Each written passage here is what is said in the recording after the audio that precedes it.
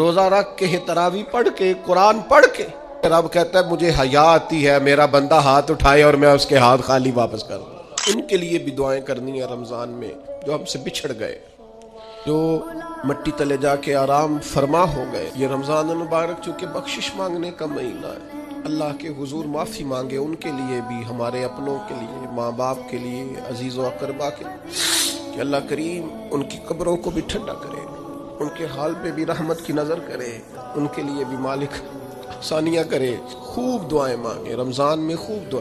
اور جو محتاج ہیں، جو تنگ دست ہیں، جو غریب ہیں، جن کو زمانہ گزر گیا ہے، دوستوں کو، احباب کو، مخیر حضرات کو متوجہ کرتے ہوئے وہ بھی تھوڑی توجہ کریں۔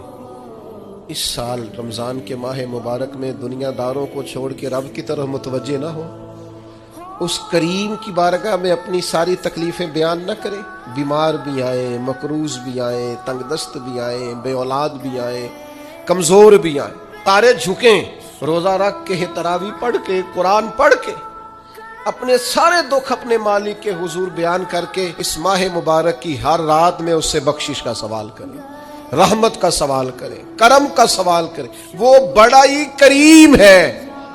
حضور فرماتے ہیں، رب کہتا ہے مجھے حیا آتی ہے میرا بندہ ہاتھ اٹھائے اور میں اس کے ہاتھ خالی واپس کر دوں، بس آنے کی دیر ہے۔ اور ایک مقام پہ اللہ کے حبیب علیہ السلام نے فرمایا، بندہ جب اعتراف گناہ کر کے معافی مانگتا ہے اللہ فوراً ہی اسے معاف فرما دیا کرے۔